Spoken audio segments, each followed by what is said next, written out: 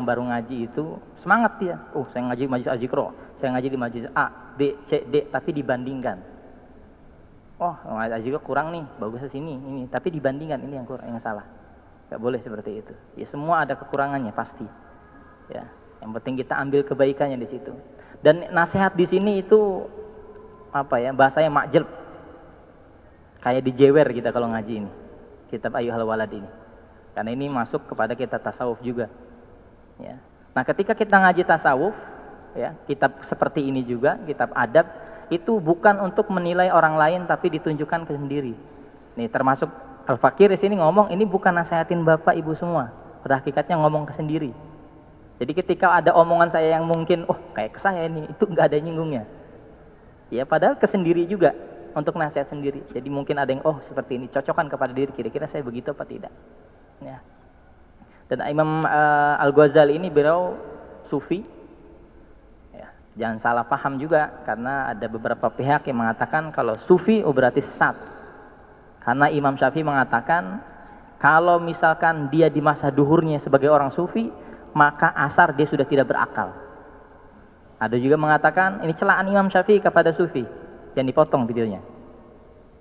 Kata Imam Syafi'i, kalau saya bertemu dengan orang sufi, saya akan arak dia ke keliling kota dan akan saya cambuk dengan pelepah kurma.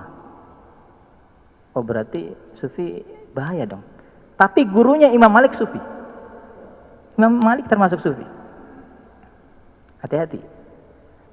Akhirnya perkataan ini dijelaskan oleh salah satu ulama madhab Syafi'i juga, namanya Al-Imam Baihaqi, dalam kitab Manaqib Al-Syafi'i. Kata beliau apa? Maksud Imam Syafi'i perkataan tadi mencela orang sufi adalah karena di masa beliau itu banyak orang sufi tapi pura-pura sufi. Sufi itu terkenalnya apa? Orangnya waro, orangnya zuhud. Kalau ibadah nggak tanggung-tanggung. Makanya apa? Ada kita tingkatan fikih, atasnya tasawuf. Kalau fikih kita zakat itu 2,5%. Hartanya berapa, mau 1 miliar pun, 1 triliun, 2,5%. Ya tinggal dikalikan, dijumlahkan saja. 2,5%-nya. Ini pemahaman fikih. Tapi pemahaman tasawuf berapa? Kulluhu, semuanya. Jadi kalau Bapak punya uang 1 M, semuanya sedekah. Itu sufi. Itu sufi yang asli.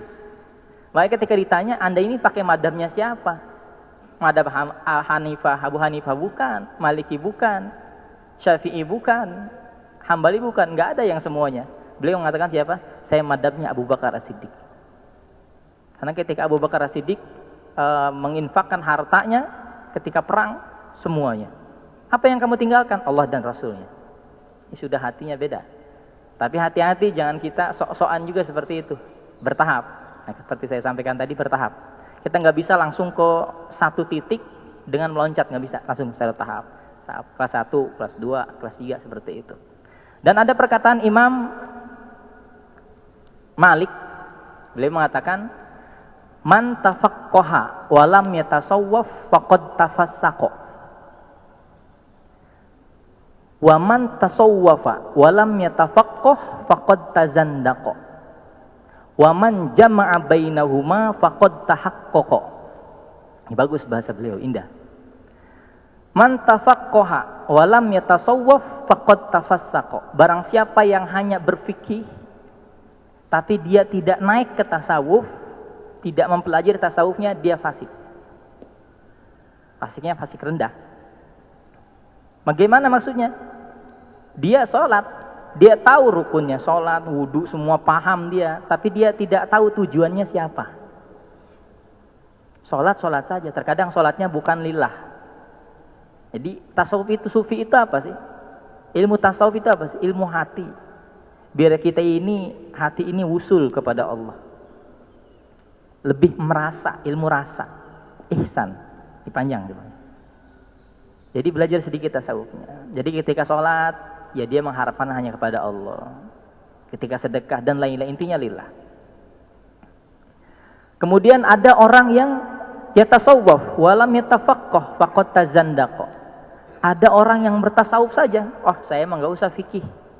Enggak usah syariat, langsung ke tasawuf saya. Faqad tazandaqa, dia zindik. Apa itu zindik? Merusak Islam dari dalam. Jadi merusak agama dari dalam. Ada orang Pak langsung, saya ini bukan tingkatan saya, fikih syariat ini bukan tingkatan saya langsung sufi. Akhirnya ketika ada orang yang mendatangi dia, seorang ulama, Anda katanya langsung sufi, benar? Iya. Kalau sholat Jumat katanya langsung ke Mekah Pak. Padahal waktunya beda 4 jam Pak ya. Di mana? Kenapa kamu nggak ke masjid? Udah sholat saya di Mekah. Belum sholat. Luar biasa, berbohong. Ketika ditanyakan, coba apa namanya? Silakan minum airnya. Dikasih air di teko, suruh minum. Nggak ada gelas di situ. Terus kata orang itu yang mengaku sufi, mana gelasnya? Silakan langsung minum, bisa nggak? Nah, ibaratnya fikih itu kayak gelasnya. Jadi kalau minum kudu pakai gelas, kudu pakai alat. Waman jama'a bainahuma, dan siapa yang menggabungkan keduanya antara fikih dan tasawuf, faqad tahaqqaqa, maka Islam benar baginya. Jadi bagus agamanya. Seperti itu. Ya, kita di sini juga belajar tasawuf, sufi. Masya Allah, di antara kitab Al-Kimia yang diajarkan guru kita, Dr. Luqman, terus juga Abaharut Bahar Al-Hikam.